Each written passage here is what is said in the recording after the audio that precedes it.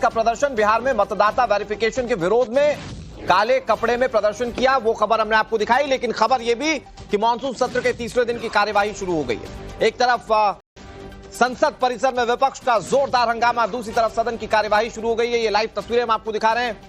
पद पर आसीन लोकसभा स्पीकर ओम बिरला और कार्यवाही शुरू हो गई है, लेकिन विपक्ष का मिजाज बिल्कुल साफ है। कार्यवाही शुरू होने से पहले संसद परिसर में जिस तरीके से प्रदर्शन किया गया, काले कपड़े पहनकर प्रदर्शन किया गया या पट्टे लगाकर प्रदर्शन किया गया, बिल्कुल क्लियर है कि विपक्ष कैसे इस सत्र को चलाना चाहता है। लेकिन दूसरी तरफ आप जो देख रहे हैं, ये लाइव कार्यवाही की तस्वीर है। केंद्र सरकार द्वारा बिहार पैकेज के अंतर्गत शामिल की गई परियोजना का ब्यौरा और उनकी वर्तमान स्थिति क्या है। भारतीय रेल द्वारा उक्त परियोजना पर भारतीय रेल द्वारा उक्त परियोजना पर अब तक व्यय की गई धनराशि का ब्यौरा क्या है। माननीय अध्यक्ष जी, बिहार बहुत ही महत्वपूर्ण प्रदेश है और बिहार में जहां 11 वर्ष पहले मात्र 1132 करोड़ रुपए पर एनम बजट का एलोकेशन होता था, वहां प्रधानमंत्री श्री नरेंद्र मोदी जी ने आकर बिहार के लिए रेलवे के बजट को 9 गुना बढ़ाकर 10,000 करोड़ रुपए का बजट दिया है माननीय अध्यक्ष जी। और ऐसे ऐसे प्रोजेक्ट जो कि कई वर्षों से लंबित थे, उन सब प्रोजेक्ट्स को प्रधानमंत्री श्री नरेंद्र मोदी जी के नेतृत्व में बिहार की जनता के बहुत पुराने जो लक्ष्य थे, पुरानी आकांक्षाएं थी, उनको पूरा किया। मुंगेर और पटना पे नए ब्रिज बने। कोसी जो कि श्रद्धेय अटल जी ने अप्रूव किया था, उसको आज प्रधानमंत्री श्री नरेंद्र मोदी जी ने कंप्लीट किया। देखिए माननीय अध्यक्ष जी, आखिरकार तो प्रोजेक्ट को आरंभ करने वाले भी एनडीए और कंप्लीट करने वाले भी एनडीए। तो बिहार की जनता के प्रति न्याय केवल एनडीए ही कर सकता है, ऐसा बहुत स्पष्ट है। माननीय सांसद महोदया ने जो विषय लिया है सीतामढ़ी से सीवर प्रोजेक्ट का, इसके बारे में मैं आपको बहुत आनंद के साथ बताना चाहूंगा कि जो बागमती नदी पे ब्रिज बनना है, उसका टेंडर हो गया है, जो कि बेकुली धाम शिवर में, उसके लिए बहुत महत्वपूर्ण प्रोजेक्ट है।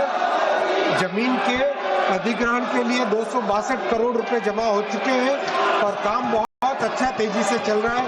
माननीय अध्यक्ष जी, बिहार में और भी बहुत अच्छे काम हुए हैं। 98 स्टेशन का पुनर्विकास किया जा रहा है। 8 वंदे भारत चल रही है, 5 अमृत भारत गाड़ियां चली है, 1 नमो भारत गाड़ी चल रही है, 218 फ्लाईओवर और अंडरपासेस बने।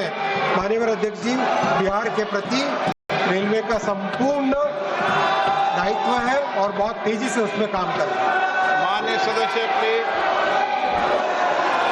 अध्यक्ष महोदय, मैं माननीय रेल मंत्री और यशस्वी प्रधानमंत्री जी का धन्यवाद करती हूँ। उन्होंने बिहार के विकास के लिए विविध रेल परियोजनाओं को स्वीकृति दी है और मेरे प्रश्न का विस्तृत जवाब भी दिया है, इसके लिए धन्यवाद।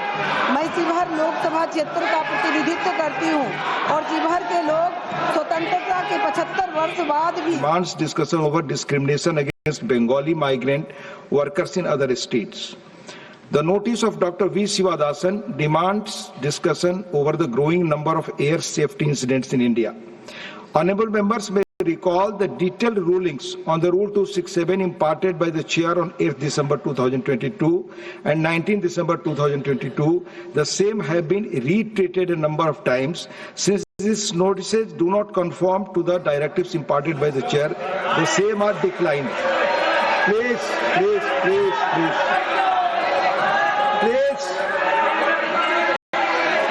माननीय सदस्यगण, please, it's 0 hour question hour, members hour. 0 hour question hour, members hour. A small request, can you allow to, please, मेरा माननीय प्रमोद जी, 1 मिनट बात मेरी सुन ले, मैं प्लीज 1 मिनट। माननीय सदस्यगण, 0 आवर है, हमारे सीनियर कलीग है मिस्टर वाइको, उनका टर्म खत्म हो रहा है 24 तारीख को। कम से कम उनका बड़ा जो हार्ट का क्लोज विषय उन्होंने आज उठाया है 0 आवर में। Be kind to him, allow him to speak please. No, doctor Syed Nasir Hussain, doctor Syed Nasir Hussain please. Demand for national audit of aging bridges and road infrastructure to prevent repeated collapses. Dr. Syed Nasir Hussain not there. I take up only listed business. Sri Vaiko, Dr. John Pritash ji, please. Dr. John Pritash ji, please help your. Yes, please. Help him, please. I am so thankful to you for giving me this opportunity. Yes, you speak. To raise the issue of Tamil Nadu fishermen. Only that will go on record, sir.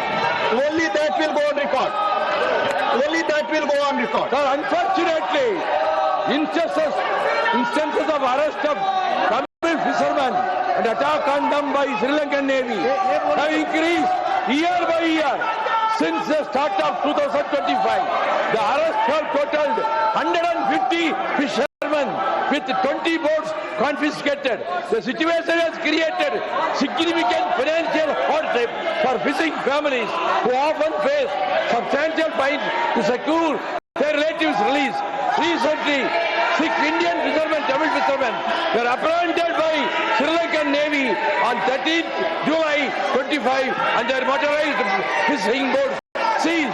Sri Lankan Navy continued its acts of infringement upon the traditional rights of our own fishermen in the Falk Bay, which is a challenge to the Union of India. The frequent arrests and seizure of boats had shattered the livelihood of many fishermen. I would urge upon the Union government to take urgent steps to secure the early release of all the fishermen and their boats unconditionally. There is a pressing need for a comprehensive solution to prevent future arrests and protect the fishing community's rights. The recurring detentions have not only created immediate hardship but also threatened the long-term sustainability of fishing operations in the region. Sir, the government should put diplomatic pressure on the Sri Lankan government for giving compensation and solace to the next of kin of those